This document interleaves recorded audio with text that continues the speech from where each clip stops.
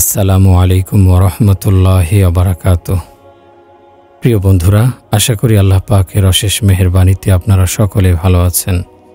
আল্লাহ যদি কারো জন্য কল্যাণের দ্বার খোলেন, তাহলে কেউ তার অকল্যাণ করতে পারে না। আল্লাহ যদি কারো অকল্যাণের দ্বার খোলেন, তাহলে কেউ তার কল্যাণ করতে পারে না। সোনা রূপা হীরা জহরত মরণাস্ত্র দিয়ে কাউকে অসম্মান করা যাবে না, যদি আল্লাহর ইচ্ছা না থাকে। পূর্ববর্তীকালে বহু জনপদের লোকেরা উচ্চ মর্যাদা সম্পন্ন ছিল। আল্লাহ তাদের প্রতি দয়া করেছিলেন, কিন্তু তারা যখন আল্লাহর অবাধ্যতা করেছিল, আল্লাহ তাদের ওপর অসন্তুষ্ট হলেন, নিজের রহমত বন্ধ করে দিলেন। ফলে তারা আল্লাহর গজবে পড়ে ধ্বংস হয়ে গেল। আল্লাহুস সামাদ, অর্থাৎ আল্লাহ কারো মুখাপেক্ষী নন। তিনি বেনিয়াজ, অভাবমুক্ত। আল্লাহর ইচ্ছা ব্যতীত মানুষের পক্ষে কোনো কাজ করা সম্ভব নয়। আল্লাহ যদি রাতকে ঠেকিয়ে রাখেন, দুনিয়ার কারো সাধ্য নেই রাত সরিয়ে দিন আনতে পারে। তিনি যদি দিনকে দীর্ঘায়িত করেন, তাহলে কারো সাধ্য নেই দিনকে সরিয়ে রাত আনতে পারে। আল্লাহ নিজের পরিচয় নিজেই দিয়ে বলেছেন, লাম ইয়ালিদ ওয়া লাম ইউলাদ, অর্থাৎ তিনি কাউকে জন্ম দেননি আর কাউকেও জন্ম দেয়া হয়নি। ওয়ালাম ইয়াকুল্লাহু কুফুয়ান আহাদ, অর্থাৎ এবং তার সমতুল্য কেউ নাই। লাইসা কামিসলিহি শাইউন, আল্লাহর মতো কিছু নেই, কেউ নেই। কোরআনের অন্য এক আয়াতে আল্লাহ নিজের পরিচয় দিয়ে বলেছেন, আল্লাহু লা ইলাহা ইল্লা হুয়া, অর্থাৎ তিনি আল্লাহ, তিনি ব্যতীত অন্য কোনো ইলাহ নেই। কোরআনে বলা হয়েছে, আফালা ইয়ানজুরুনা ইলাল ইবিলি কাইফা খুলিকাত ওয়া ইলাস সামাই কাইফা রুফিআত ওয়া ইলাল জিবালি কাইফা নুসিবাত ওয়া ইলাল আরদি কাইফা সুতিহাত। তবে ওরা কি দৃষ্টিপাত করে না উটের দিকে কিভাবে ওকে সৃষ্টি করা হয়েছে, এবং আকাশের দিকে কিভাবে উহাকে ঊর্ধ্বে প্রতিষ্ঠিত করা হয়েছে, এবং পর্বতমালার দিকে কিভাবে উহাকে স্থাপন করা হয়েছে, এবং ভূতলের দিকে কিভাবে উহাকে বিস্তৃত করা হয়েছে। নদী সাগরের ঢেউ দেখো, পাহাড়ের ওপর বিগলিত বরফ পুঞ্জ দেখো, প্রবহমান ঝর্ণাধারার প্রতি তাকাও। রাভি, সাতলাজ, বিয়াস, গঙ্গা, যমুনা, মেঘনা, কর্ণফুলী ইত্যাদি রকমারি নামের নদী দেখো। ফোরাত, নীল নদ, দজলা, ঝিলাম, সিন্ধু, প্রশান্ত মহাসাগর, লোহিত সাগর, আটলান্টিক মহাসাগর দেখো। পাহাড় থেকে প্রবাহিত ঝর্ণাধারার সৌন্দর্য দেখো। যদি তোমাদের চোখ পবিত্র, পরিচ্ছন্ন, নিষ্পাপ হয়ে থাকে, তবে সৃষ্টির এসব দৃশ্যের মধ্যে মহাপরাক্রমশালী সর্বশক্তিমান আল্লাহকে দেখতে পাবে, বুঝতে পারবে তিনি এক অদ্বিতীয়। মায়ের পেটে আল্লাহ আমার আপনার বিশ্বের সব মানুষের আকৃতি তৈরি করেছেন। কখনো কন্যা সন্তান, কখনো পুত্র সন্তান সৃজন করেছেন। সাদা, কালো, শ্যামবর্ণ, আফ্রিকার, আমেরিকান, এশিয়ান, দুর্বল, শক্তিমান সৃষ্টি করেছেন। জমিনকে সমতল করেছেন, আকাশকে সুউচ্চ করেছেন, পাহাড়কে শক্ত করেছেন, বাতাসকে শীতল করেছেন, পানিকে কখনো করেছেন লবণাক্ত, কখনো করেছেন মিঠা। ফেরেশতাদের নূর দিয়ে, মানুষকে মাটি দিয়ে, জিনদের আগুন দিয়ে সৃষ্টি করেছেন। জিনদের মানুষদের চোখের আড়ালে রেখেছেন। ওদের মধ্যে কাফের আছে, মুসলমান আছে। প্রজাপতির পাখার সৌন্দর্যের প্রতি তাকাও, আল্লাহর কুদরত দেখতে পাবে। ময়ূরের সৌন্দর্য দেখনি? ময়ূরের পাখার বিস্তার, ময়ূরের নাচ কখনো দেখনি? তোতা পাখির সৌন্দর্য দেখো। হিমালয় পর্বতের উচ্চতার কথা চিন্তা করো। এসব দেখো, এতেই আল্লাহর কুদরতের প্রমাণ পেয়ে যাবে। গভীর গহীন জঙ্গলের প্রতি তাকাও। বাঘ, সিংহ, ভাল্লুক, খরগোশ, আরও কত রকমের পশু দেখতে পাবে। উর্বর ভূমি, বিরান ভূমি, দিগন্ত বিস্তৃত মরুভূমির প্রতি তাকাও। এসব দেখে বুঝতে পারবে সর্বশক্তিমান আল্লাহ কত নিপুণ শিল্পী, কত শক্তিমান। নিজেকে পরিচ্ছন্ন করো, তারপর আল্লাহকে ডাকো। কবি লিখেছেন, হার তামান্না দিল সে রুখসত হো গই, আব তো আজা, আব তো খোলায়াত হো মেরি। অর্থ, মনের সকল আশা আকাঙ্ক্ষা বিদায় নিয়েছে, এবার তুমি আসো, এখন তো আমি নিঃসঙ্গ, একা। অপরিষ্কার ঘরে কেউ মেহমানকে ডাকে না। গরিব লোকেরাও ঘর দুয়ার পরিষ্কার করেই মেহমানকে বসতে দেয়। এমত অবস্থায় অপরিচ্ছন্ন নোংরা মনে কি করে আল্লাহকে স্থান দেবে? দুনিয়ার প্রতি ভালোবাসায় যে মনাচ্ছন্ন, যে মন নোংরামিতে পূর্ণ, যে মনে শয়তানের কুমন্ত্রণা বিদ্যমান, সে মনে আল্লাহ আসবেন না। এসো ভাই, নিজের অন্তরকে পরিষ্কার পরিচ্ছন্ন করি, আল্লাহর সঙ্গে সম্পর্ক স্থাপন করি, আল্লাহকে চিনি। সূরা ফাতিহায় আল্লাহ শিখিয়েছেন ইয়াকা না'বুদু, অর্থাৎ আমরা আপনারই ইবাদত করি। এ আয়াতের তাৎপর্য অনুধাবন করি।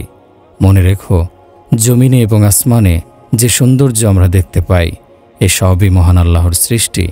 আল্লাহ লোহাকে শক্ত করেছেন, মাটিকে নরম করেছেন, সাপের মুখে বিষ রেখেছেন, গোলাপ ফুলে সৌন্দর্য রেখেছেন, কাশফুলকে সাদা করেছেন। পাহাড় থেকে প্রবাহিত ঝর্ণার সৌন্দর্যের কথা চিন্তা করো। কোথা থেকে আসে এত পানি? আমাদের কানে শ্রবণ শক্তি, জিহ্বায় কথা বলার শক্তি, উচ্চারিত কথার শব্দ তিনিই তৈরি করেছেন। একজন মানুষ যখন কথা বলে, অন্য মানুষ সঙ্গে সঙ্গে শুনতে পায়, বুঝতে পারে। এটাকে কত বড় বিস্ময়, কখনো কি ভেবে দেখেছেন? পাক কোরআনের মাধ্যমে আমরা সবাই আল্লাহকে চিনেছি। আল্লাহ যে আমাদের সৃজনকারী, পালনকারী, এটা আমরা জেনেছি কোরআনের মাধ্যমে। দুনিয়ার মানুষ রুটিরুজির পেছনে ছুটতে থাকে, আল্লাহর কথা চিন্তা করে না। তারা বুঝতে পারে না কেন আল্লাহ বলেছেন আলহামদুলিল্লাহি রব্বিল আলামিন, অর্থাৎ সকল প্রশংসা মহান আল্লাহর জন্য, যিনি বিশ্ব জগতের প্রতিপালক। এই আয়াতের মধ্যে একথাই বলা হয়েছে যে মহান আল্লাহ বিশ্ব জগতের পালনকর্তা, তিনি তোমাকেও পালন করবেন। কোরআনের শেষ সূরায় আল্লাহ বলেছেন কুল আউযু বিরব্বিন নাস, অর্থাৎ বলো, আমি আশ্রয় নিচ্ছি মানুষের প্রতিপালকের। মহান আল্লাহকে মুহূর্তের জন্য ভুলে থাকা যাবে না। দোকানে, অফিসে, বাজারে, আদালতের এজলাসে, রাজ সিংহাসনে, সবজি বিক্রেতার দোকানে, কলকারখানায়, কোথাও আল্লাহকে ভুলে থাকা যাবে না। এ কথা চিন্তা করবেন না যে ব্যাংকের সুদের ওপর টাকা না নিলে ব্যবসা চলবে কি করে। মনে রাখতে হবে, আল্লাহ সুদকে হারাম করেছেন, মিথ্যা বলতে নিষেধ করা হয়েছে। যারা মিথ্যা বলে তাদের উপর আল্লাহ অসন্তুষ্ট হন, তাদের উপর আল্লাহর গজব পড়ে। কাজেই কথায় কাজে কখনো মিথ্যার আশ্রয় নেওয়া যাবে না। ঘুষ, সুদ থেকে দূরে থাকতে হবে। ব্যবসার সময়ে ওজনে ক্রেতাকে কম দেয়া যাবে না। এমন কথা চিন্তা করা যাবে না যে অন্যকে ঠকিয়ে অধিক উপার্জন না করলে সন্তানদের মুখে অন্ন দেবে কিভাবে। কোরআনে কারিমে বলা হয়েছে তোমাদের প্রতিপালক আল্লাহ, যিনি আসমান জমিন সৃষ্টি করেছেন, তিনি জমিনকে প্রশস্ত করে সৃষ্টি করেছেন। প্রাণবান, নিষ্প্রাণ, সবাক, নির্বাক সবাইকে সৃষ্টি করেছেন। তার সৃষ্টির মধ্যে বৈচিত্র্য রয়েছে। তার সৃষ্টির মধ্যে কেউ পায়ে হাঁটে, কেউ বুকে হেঁচড়ে চলাচল করে, কেউ পানিতে সাঁতার কাটে, কেউ ডাঙায় ছুটে বেড়ায়। সব কিছুই আল্লাহর বিচিত্র সৃষ্টির পরিচয় প্রকাশ করে। আল্লাহ তার সৃষ্টির প্রতি ক্ষণিকের জন্য অমনোযোগী নন। তিনি সব সময় তার সৃষ্টির প্রতি খেয়াল রাখেন, তাদের কথা শুনতে পান, তাদের ভালো মন্দ দেখতে পান। তিনি মানুষ, জিন, পশু পাখি কারো ব্যাপারে উদাসীন নন। আল্লাহ শুকরকে নাপাক করে সৃষ্টি করেছেন, পিপিলিকাকে ক্ষুদ্র করে সৃষ্টি করেছেন। এদের কারো ব্যাপারে তিনি অমনোযোগী নন। আল্লাহ মানব জাতি সম্পর্কে কোরআনে বলেছেন খলাকল ইনসানা জাইফা, অর্থাৎ মানুষকে দুর্বল করে সৃষ্টি করা হয়েছে। নিজের পরিচয় দিতে গিয়ে আল্লাহ বলেছেন হুয়ার রাজ্জাকু যুল কুওয়াতিল মাতিন, আল্লাহ শক্তিশালী রিজিকদাতা। নিজের ৯৯টি নামের মধ্যে কয়েকটি নাম হচ্ছে আল মুহাইমিনু, আল আজিজু, আল জব্বারু, আল মুতাকাব্বারু। এসব নামের অর্থ, আল মুহাইমিনু অর্থ রক্ষক, আল আজিজু অর্থ মহাপরাক্রমশালী, আল জব্বারু অর্থ মহাশক্তিশালী, আল মুতাকাব্বিরু অর্থ মহাগৌরবান্বিত। আল্লাহ বলেছেন, হে মানুষ, তোমরা আমার সঙ্গে সম্পর্ক স্থাপন করো, এতে অন্য কারো প্রতি তোমাদের মুখাপেক্ষী হতে হবে না। কোরআনে কারিমে মহান আল্লাহ বলেন, আল্লাহকে ছেড়ে তোমরা যাদের নিকট আশ্রয় চাও, যাদের নিকট আশা করো, তারা খেজুরের দানার উপরে সাদা পর্দার চেয়ে দুর্বল। যদি তোমরা তাদেরকে ডাকো, তারা তোমাদের আবেদন শুনতে পাবে না। ওরা যদি শুনতেও পায়, তবু আমার সাহায্য ব্যতীত তারা তোমাদের কোনো উপকার করতে পারবে না। ফাফিররু ইলাল্লাহ কাফা বিল্লাহিল ওয়াকিলা, কাফা বিল্লাহি হাফিজা, কাফা বিল্লাহি আলিয়া, কাফা বিল্লাহি নাসিরা, কাফা বিল্লাহি শাহিদা। কাজেই আল্লাহর প্রতি অগ্রসর হও। আল্লাহ তোমাকে রক্ষা করবেন, আল্লাহ তোমাদের হেফাজত করবেন, আল্লাহ তোমাদের বন্ধু হবেন, আল্লাহ তোমাদেরকে সাহায্য করবেন। আল্লাহ সব সময় তোমাদের সঙ্গে থাকবেন। আল্লাহ বলেছেন, আল্লাহ তোমাদের ঘাড়ের শাহরগের চেয়ে নিকটে থাকেন। যেদিকে তাকাও সেদিকে মহান আল্লাহ রয়েছেন। কোরআনে কারিমে আল্লাহ বলেছেন, রব্বুল মাশরিকাইনি ও রব্বুল মাগরিবাইন, তিনি দুই উদয়াচলের এবং দুই আস্তাচলের রব। তোমরা যেদিকে তাকাবে সেদিকেই মহান আল্লাহকে দেখতে পাবে। সামনে তাকাও, পেছনে তাকাও, ডানে তাকাও, বামে তাকাও, উপরে তাকাও, নিচে তাকাও, সর্বত্র আল্লাহ রয়েছেন। বিশ্বজগতের সৃষ্টির প্রতি মনোযোগী হলে আল্লাহর কুদরতের কারিশমা প্রত্যক্ষ করবে। উঁচু পাহাড়ের প্রতি তাকালে আল্লাহর কুদরতের কারিশমা প্রত্যক্ষ করবে। আমাদের নিজেদের অস্তিত্বের প্রতি তাকালে আমরা আল্লাহর কুদরতের প্রমাণ দেখতে পাব। আল্লাহ বলেন, হে আমার বান্দাগণ, শোনো, 7 আসমান 7 জমিন সৃষ্টি করে আমি ক্লান্ত হইনি। তোমাদেরকে রুটি রুজি দিতে গিয়ে আমি কেন ক্লান্ত হব? 7 আসমান 7 জমিন যিনি সৃষ্টি করেছেন, তিনি কি আমাদের ঘরের পরিবারের সমস্যা সমাধান করতে সক্ষম হবেন না? আমরা আল্লাহর সঙ্গে সম্পর্ক স্থাপন করিনি, আল্লাহকে ভয় করিনি, তাকে ভালোবাসিনি, স্ত্রী সন্তানদেরকে ভালোবেসেছি, ক্ষমতার চেয়ারকে ভালোবেসেছি। আমাদের অন্তর যেন মরে গেছে। মৃত প্রাণে আল্লাহর রহমত অবতরণ করতে পারে না। আল্লাহ তাদেরকে ভালোবাসেন যাদের অন্তর জীবন্ত। আল্লাহর ইচ্ছা এবং সাহায্য ব্যতীত দুনিয়ার কোনো সৃষ্টি আমাদের কোনো উপকার করতে সক্ষম হবে না। আল্লাহর 7 আসমান 7 জমিন মানুষের অন্তরের তুলনায় ছোট। মানুষের অন্তর অনেক বড়, অনেক প্রশস্ত। এই অন্তরে আল্লাহর অবস্থান হতে পারে। হে আমার ভাইয়েরা, দুনিয়ার প্রতি আকর্ষণে এবং ভালোবাসায় যেমন অন্তর কলুষিত এবং আচ্ছন্ন হয়ে আছে, স্ত্রী সন্তান অর্থ সম্পদের প্রতি ভালোবাসায় যেসব মন আচ্ছন্ন, সে অন্তরে আল্লাহ আসন গ্রহণ করেন না। আল্লাহ সেই সব অন্তরে আসন গ্রহণ করেন যেসব অন্তর পবিত্র পরিচ্ছন্ন। এরকম অন্তরের জন্য আল্লাহ তার দ্বার খুলে দেন। এরকম অন্তরের জন্য আল্লাহ তার প্রতি বিশ্বাস এবং ভালোবাসা তৈরি করেন। আল্লাহর কিতাব কোরআন মানুষকে ডেকে বলছে, দেখো তোমাদের প্রতিপালক কত জনপদকে ধ্বংস করে দিয়েছেন। ওসব জনপদের মানুষ আল্লাহর সঙ্গে কুফরি করেছিল, আল্লাহর অবাধ্যতা করেছিল, আল্লাহর রাসূলের প্রতি বিশ্বাস স্থাপন করেনি। এর ফলে আল্লাহ তাদেরকে আযাব গজব দিয়ে ধ্বংস করে দিয়েছেন। আল্লাহ বলেন, তোমাদের প্রতিপালক জালিমদের নাফরমানদের সুযোগ দেন, অতঃপর তারা যখন আল্লাহকে ভুলে যায়, তার নাফরমানি সীমা অতিক্রম করে, তখন আল্লাহ তাদেরকে পাকড়াও করেন। সে সময় আল্লাহর পাকড়াও থেকে রক্ষা পাওয়া কারো পক্ষে সম্ভব হয় না। কোরআনে হাকিমে বলা হয়েছে, ইন্না বাতুশা রব্বিকা লাশাদীদ, নিশ্চয়ই তোমার প্রতিপালকের পাকড়াও বড়ই কঠিন। আজ জাতির পরিণতি সম্পর্কে কোরআনে কারিমে আল্লাহ বলেছেন, আমি তাদেরকে পাকড়াও করছি। বলো, তাদের কেউ কি রক্ষা পেয়েছে? কেউ কি বেঁচে আছে? তাদের কি দুনিয়ার কোথাও দেখা যায়? সামুদ জাতিকে আমি পাকড়াও করেছি। তাদের কেউ কি দুনিয়ায় বেঁচে আছে? যদি তাদের কাউকে দেখতে পাও তবে দেখাও। মাদিয়ান জাতি আমার অবাধ্যতা করেছিল। তারা মানুষকে ওজনে কম দিত, তারা সুদ লেনদেন করত, তারা মিথ্যা কথা বলতো, তারা আমানতের খেয়ানত করত। তাদেরকে ভূমিকম্প দিয়ে আমি ধ্বংস করে দিয়েছি। তাদের মধ্যে কেউ বাঁচতে পারেনি, কেউ রক্ষা পায়নি। মহান আল্লাহ ফেরাউন এবং তার সেনাবাহিনীকে পাকড়াও করেছিলেন। তাদেরকে কঠিন শাস্তির সম্মুখীন করা হয়েছিল। তাদের কেউ আল্লাহর শাস্তি থেকে রক্ষা পায়নি। সাবা জাতির কথা আল্লাহ কোরআনে উল্লেখ করেছেন। বলা হয়েছে, সাবা জাতির ডানে বামে ছিল বিস্তীর্ণ বাগান, সেসব ছিল বড়ই সুন্দর। তারা ছিল সচ্ছল, খোশহাল, কিন্তু তারা আমার নাফরমানি করেছিল। তারপর আমি পানির প্রচণ্ড প্লাবন প্রেরণ করলাম, ফলে তাদের সুন্দর বাগান, তাদের বাড়িঘর সব কিছু ধ্বংস হয়ে গেল। থেকে গেল ধ্বংসের কিছু নিদর্শন। সাবা জাতির কোনো মানুষই বেঁচে থাকতে পারেনি। আল্লাহর সঙ্গে সংঘাতের এবং তার নাফরমানির এবং অবাধ্যতার করুণ পরিণতি তারা প্রত্যক্ষ করেছিল। তারপর কারুনের কথা বলা হয়েছে। কারুন বলেছিল, আমার চেয়ে বড় সম্পদশালী, বড় ধনী কেউ নেই। আমি নিজের জ্ঞান, প্রজ্ঞা, অভিজ্ঞতা এবং পরিশ্রমের দ্বারা বিপুল বিত্ত বৈভবের মালিক হয়েছি। কোরআনে হাকিমে বলা হয়েছে, তারপর আমি কারুনকে এবং তার ধনভাণ্ডারকে মাটির নিচে দাবিয়ে দিয়েছি, প্রথিত করে দিয়েছি, তাদের কেউ রক্ষা পায়নি। কারণ নিজেকে এবং ধন সম্পদকে রক্ষা করতে পারেনি।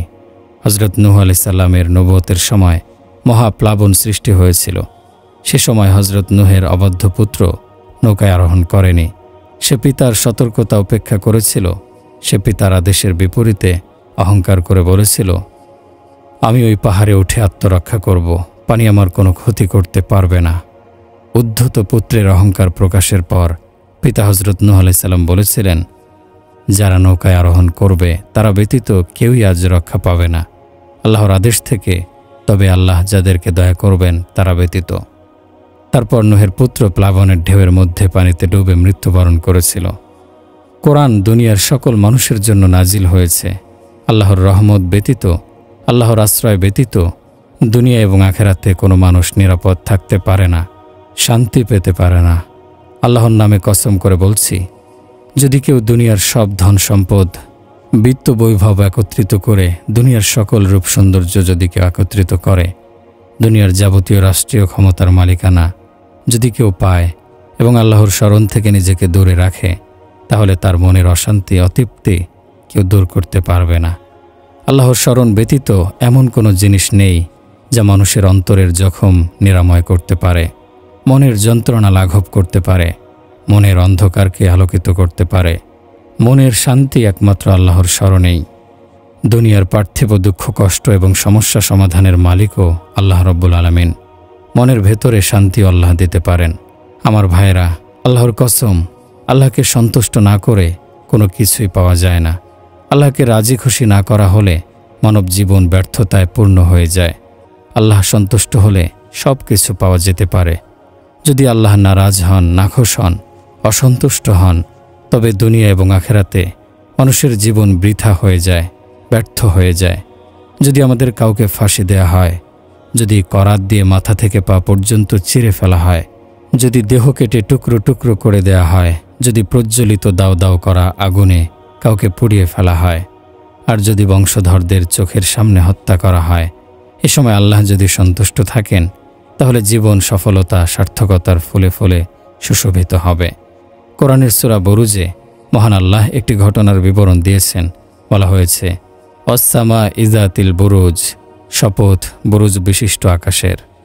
তারপর বলা হয়েছে, এবং প্রতিশ্রুত দিবসের শপথ দ্রষ্টা ও দৃষ্টের। ধ্বংস হয়েছিল কুণ্ডের অধিপতিরা, ইন্ধনপূর্ণ যে কুণ্ডে ছিল অগ্নি, যখন ওরা এর আশেপাশে উপবিষ্ট ছিল এবং ওরা মুমিনদের সঙ্গে যা করেছিল তা প্রত্যক্ষ করছিল। ওরা তাদেরকে নির্যাতন করেছিল শুধু এই কারণে যে তারা বিশ্বাস করত পরাক্রমশালী ও প্রশংসিত আল্লাহকে।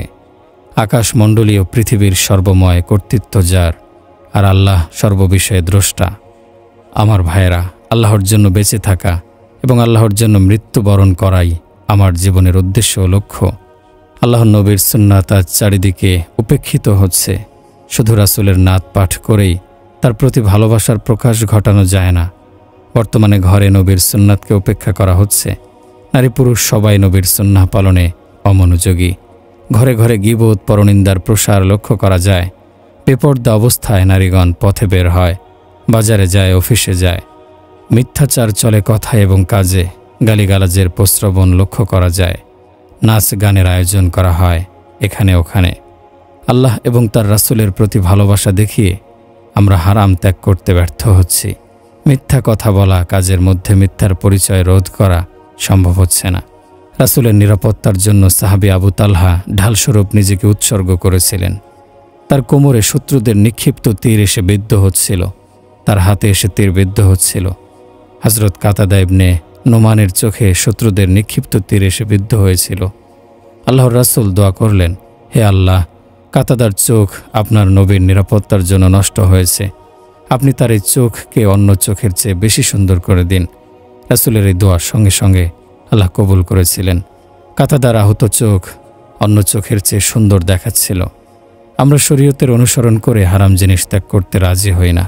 কিছু স্লোগান দিয়ে নিজেদের রাসূলের আশিক প্রমাণ করতে চাই, অথচ ইমাম হুসাইন রাদিয়াল্লাহু আনহু কারবালা প্রান্তরে সব পরিবারে আত্মদান করেছিলেন। দ্বীনের প্রতি আল্লাহ এবং তার রাসূলের আদর্শের প্রতি তার ভালোবাসা এবং আত্মত্যাগ ছিল অতুলনীয়। আমার ভাইয়েরা, মহান আল্লাহ ওয়াদা করেছেন তিনি দুই রকমের আনন্দ, দুই রকমের দুশ্চিন্তা একত্র করবেন না। দুই রকমের অস্থিরতা একত্র করবেন না। যে ব্যক্তি দুনিয়ার জন্য চিন্তা করতে থাকবে, তার মন থেকে আখেরাতের চিন্তা দূর করে দেয়া হবে। যে ব্যক্তি আখেরাতের জন্য চিন্তা করবে, তার মন থেকে দুনিয়ার চিন্তা দূর করে দেয়া হবে। রাসূলুল্লাহ সাল্লাল্লাহু আলাইহি ওয়াসাল্লাম বলেছেন, যে ব্যক্তি দুনিয়ার পেছনে পড়ে থাকে, দুনিয়ার সৌন্দর্যকে লক্ষ্য হিসেবে স্থির করে, দুনিয়ার বিষয়ে আল্লাহ তাকে অস্থির করেন। দুনিয়ায় তার জীবিকা বিক্ষিপ্ত করে দেয়া হয়। দুনিয়ার জীবনে তার শান্তি থাকে না। তার নিকট থেকে আখেরাত দূরে চলে যায়। তারপর তার তকদিরে যতটুকু লেখা থাকে সে ততটুকুই লাভ করে, এর চেয়ে বেশি কিছু সে পায় না। যে ব্যক্তি আখেরাতের সুখের জন্য, আখেরাতের কষ্ট থেকে আত্মরক্ষার জন্য কাঁদে, তার চোখের পানি দুনিয়ার কোনো কিছু পাওয়ার জন্য ঝরে না। সে আখেরাতকে স্মরণ করে অস্থির থাকে সব সময়, দুনিয়ার আরামায়েশ ভুলে যায়। কবরের অন্ধকার ঘরের কথা চিন্তা করে, গভীর রাতে শয্যা ত্যাগ করে আল্লাহর নিকট কান্নাকাটি করে। কবরের বিছানায় লাশ পোকায় কেটে খাবে এ কথা চিন্তা করে অস্থির হয়। কবরের কষ্টের চিন্তায় রাতে ঘুমাতে পারে না। হাসরের ময়দানে আল্লাহর সামনে দাঁড়ানোর কথা চিন্তা করে। এসব চিন্তার কারণে দুনিয়ার ব্যাপারে তার কোনো মনোযোগ থাকে না। তবে তার ভাগ্যে লেখা রিজিক এসব চিন্তায় মোটেই কমে না। সেই রিজিক কেউ কেড়েও নিতে পারে না। রাসূল সাল্লাল্লাহু আলাইহি ওয়াসাল্লাম বলেছেন, ইন্নান নাফসা লান তামুতা হাত্তা তুস্তাকমাল রিজকুহা। ভাগ্যে লেখা নির্ধারিত রিজিক শেষ হওয়ার আগে কারো মৃত্যু হয় না। দুনিয়ার জীবনে তারাই সুখ শান্তি পাবে, আখেরাতের চিন্তা যাদেরকে বিচলিত করে। দুনিয়ার জন্য মনে ভালোবাসা এবং আকর্ষণ তৈরি হলে আখেরাতের চিন্তা মন থেকে মুছে যাবে। আল্লাহর জন্য তাদের মনে ভালোবাসা থাকবে না। যার চিন্তায় আখেরাত থাকে, জান্নাতের চিন্তা থাকে, সে নেক কাজের প্রতি মনোযোগী হয়। যার মনে দোজখের ভয় জাগরুক থাকে, সে দুনিয়ার আরামায়েশ থেকে দূরে চলে যায়। সন্তানদের যারা কোরআন শেখায়, পরকালের জীবনে তারা হবে ভাগ্যবান। কিয়ামতের দিন কোরআনের হাফেজদের আল্লাহ ডেকে বলবেন, তোমরা কোরআন পড়তে থাকো আর জান্নাতের উচ্চ স্তরে আরোহণ করতে থাকো। যাদের সন্তান কোরআনের হাফেজ হবে, তাদের মর্যাদাও কিয়ামতের দিন বৃদ্ধি পাবে। সন্তানের অর্থ সম্পদের মালিক হওয়ার চেয়ে পুণ্যবান হওয়া জরুরি। আল্লাহ আমাদের এই দোয়া শিক্ষা দিয়েছেন, রব্বি হাবলি মিনাস সলিহিন। হে আল্লাহ, আমাকে পুণ্যবান সন্তান দান করুন। এরকম পুণ্যবান সন্তানগণ পিতামাতার জন্য পরকালের জীবনে বিরাট কল্যাণ বয়ে আনে। মাতিয়াফ ইবনে সুখায়েব এক রাতে স্বপ্নে দেখেন সব কবর ফেটে গেছে। কবর থেকে মুর্দাগণ বের হয়ে নেকি খুঁজে জড়ো করছে। আর একজন লোককে দেখলাম নিশ্চিন্তে একটি গাছের নিচে বসে আছে। আমি তাকে বললাম, আপনি নেকি খুঁজে জড়ো করছেন না কেন? লোকটি বলল, আমার ছেলে কোরআনে হাফেজ, সে প্রতিদিন এক খতম কোরআনের সওয়াব আমার জন্য পাঠায়, এ কারণে আমার চিন্তা নেই। তার ছেলে কোথায় থাকে, কি করে প্রশ্ন করায় জানালো সে অমুক বাজারে গুড়ের ব্যবসা করে।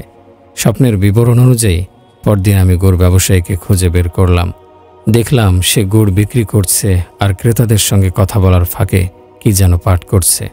জিজ্ঞাসা করায় বলল, আমি প্রতিদিন এক খতম কোরআন পড়ি এবং আমার পিতার রুহের জন্য বকশিশ করি।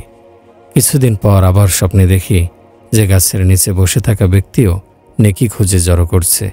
এর কারণ জিজ্ঞাসা করায় জানালো, আমার জন্য এখন আর আগের মতো সওয়াব আসে না, কারণ আমার পুত্র সন্তানের মৃত্যু হয়েছে। কোরআন এক অমূল্য সম্পদ, মানুষের জন্য আল্লাহর দেয়া নিয়ামত। জীবনে মরণে এর উপকারিতা অতুলনীয়। একটি শিশু যখন মক্তবে যায় এবং কারি সাহেব তাকে বিসমিল্লাহির রহমানির রহিম পড়ান, তখন প্রথমে কারি সাহেবকে আল্লাহ ক্ষমা করে দেন, তারপর সেই শিশুকে ক্ষমা করেন, তারপর তার পিতামাতাকে ক্ষমা করেন। কোরআনের পরিচয় দিতে গিয়ে আল্লাহ বলেন, লা রাইবা ফিহ, এই কিতাবে কোনো সন্দেহ সংশয় নেই। সূরা ইয়াসিনের শুরুতে আল্লাহ বলেছেন, ইয়াসিন ওয়াল কুরআনিল হাকিম, অর্থাৎ হে ইয়াসিন, কোরআনে হাকিমের কসম। কোরআন আরশে আজিমে লৌহে মাহফুজে সংরক্ষিত রয়েছে। দুনিয়ার কোনো শক্তি কোরআনকে নিশ্চিহ্ন করতে সক্ষম হবে না। আল্লাহ স্বয়ং এই পবিত্র গ্রন্থ হেফাজত করেন। হাদিসে রয়েছে, আল্লাহ যদি কোরআনের আসল রূপে লৌহে মাহফুজে অবতীর্ণ করতেন, তাহলে লৌহে মাহফুজ ভেঙে খান খান হয়ে যেত। অথচ লৌহে মাহফুজের দৈর্ঘ্য আসমান জমিনের চেয়ে বড়। এই কোরআন আল্লাহ আমাদের নবীর ওপর নাজিল করেছেন। নবীর হৃদয়ে এই কোরআনকে আত্মস্থ করেছে। নাপাক ব্যক্তির জন্য কোরআন স্পর্শ করা নিষিদ্ধ, কারণ কোরআনে আল্লাহ বলেছেন শুধুমাত্র পবিত্র পরিচ্ছন্ন ব্যক্তিগণই এই কোরআন স্পর্শ করতে পারবে, অন্য কেউ পারবে না। কোরআন যদি পাহাড়ের ওপর নাজিল হতো তাহলে আল্লাহর ভয়ে পাহাড় চূর্ণ বিচূর্ণ হয়ে যেত। এ সম্পর্কে মহান আল্লাহ বলেন, যদি আমি এই কোরআন পাহাড়ের ওপর অবতীর্ণ করতাম তবে তুমি উহাকে আল্লাহর ভয়ে বিনীত এবং বিদীর্ণ দেখতে পেতে। এত পরাক্রম সম্পন্ন কোরআন আমাদের নবীর ওপর অবতীর্ণ হয়েছে এবং তিনি তা আত্মস্থ করেছেন। আমার ভাইরা, কোরআন আল্লাহর রচিত কিতাব। আল্লামা জারকশি বলেছেন, কোরআনের অন্য কোনো নাম রাখা হলে নাম রাখতে হতো হাজা বালাগুল লিন্নাসি, অর্থাৎ মানুষের নিকট পৌঁছানোর বার্তা। এই কোরআন যদি অবতীর্ণ না হতো তাহলে আমরা আমাদের সৃষ্টিকর্তা আল্লাহর পরিচয় পেতাম না। মানব জীবনের উদ্দেশ্য এবং লক্ষ্য সম্পর্কে আমরা কিছুই জানতাম না। মৃত্যুর পরের অনন্তকালের জীবন সম্পর্কে আমরা কোনো ধারণাই পেতাম না। সত্য কি, মিথ্যা কি, হালাল কি, হারাম কি, কিছুই জানতাম না। সম্মান অসম্মান সম্পর্কে আমাদের কোনো ধারণা হতো না। সফলতা ব্যর্থতা কাকে বলে আমরা জানতাম না। শিরক এবং তাওহীদের পার্থক্য আমরা বুঝতাম না। নবী মুহাম্মদ সাল্লাল্লাহু আলাইহি ওয়াসাল্লামের অন্তরে আল্লাহ কোরআন অবতীর্ণ করেছেন। রব্বুল আলামিন আল্লাহর নিকট থেকে জিবরাইল ফেরেশতা রাসূল সাল্লাল্লাহু আলাইহি সাল্লামের নিকট কোরআন নিয়ে এসেছেন। কোরআনে বলা হয়েছে আলা কলবিকা, অর্থাৎ রাসূল আমি আপনার অন্তঃকরণে এই কোরআন নাজিল করেছি। আরবি ভাষায় কোরআন নাজিল করা হয়েছে। মানুষের নিকট প্রচারের জন্য, মানুষের শিক্ষার জন্য এই কোরআন নাজিল করা হয়েছে। এই কোরআন মানুষকে সহজ সরল সঠিক পথ প্রদর্শন করে। সকল আসমানি কিতাবের মর্মকথা হচ্ছে কোরআন। আমার ভাইরা, সকল আসমানি কিতাবের নির্যাস এবং মর্মকথা হচ্ছে কোরআনুল কারীম। এই কোরআনের নির্যাস হচ্ছে সূরা ফাতিহা, আর সূরা ফাতিহার নির্যাস হচ্ছে এই আয়াত, ইয়্যাকা না'বুদু ওয়া ইয়্যাকা নাস্তাঈন। আমরা শুধু তোমারই ইবাদত করি, শুধু তোমারই সাহায্য প্রার্থনা করি। কোরআনে সকল আসমানি কিতাবের মর্মকথা বর্ণিত হয়েছে। রাসূলুল্লাহ সাল্লাল্লাহু আলাইহি ওয়াসাল্লাম বলেছেন, তাওরাতের পরিবর্তে আমাকে সূরা ফাতিহা দেয়া হয়েছে, ইনজিলের পরিবর্তে সূরা মায়েদা দেয়া হয়েছে, জবুরের পরিবর্তে হামিম শব্দ সম্বলিত 7টি সূরা দেয়া হয়েছে। সূরা ফাতিহা হচ্ছে কোরআনের নির্যাস। সকল আসমানি কিতাবের মর্মকথা হচ্ছে তাওহীদ, রিসালাত এবং আখিরাত। মহান আল্লাহ সূরা ফাতিহার মধ্যে তাওহীদের বিবরণ দিয়েছেন। বলা হয়েছে আর রহমানির রহিম, অর্থাৎ যিনি দয়াময়, পরম দয়ালু। আখিরাতের বিবরণ দিয়ে বলা হয়েছে মালিক ইয়াউমিদ্দিন, অর্থাৎ কর্মফল দিবসের মালিক। কিয়ামতের বিবরণ দিয়ে বলা হয়েছে সিরাতাল্লাযীনা আন'আমতা আলাইহিম, অর্থাৎ তাদের পথ যাদের তিনি অনুগ্রহ করেছেন। তাওহীদ ও রিসালাত আমাদের জন্য আখিরাতের জীবনের প্রয়োজন পূরণ করে। সূরা ফাতিহার একটি আয়াতকে উলামায়ে কেরাম কোরআনের মর্মকথা হিসেবে অভিহিত করেছেন।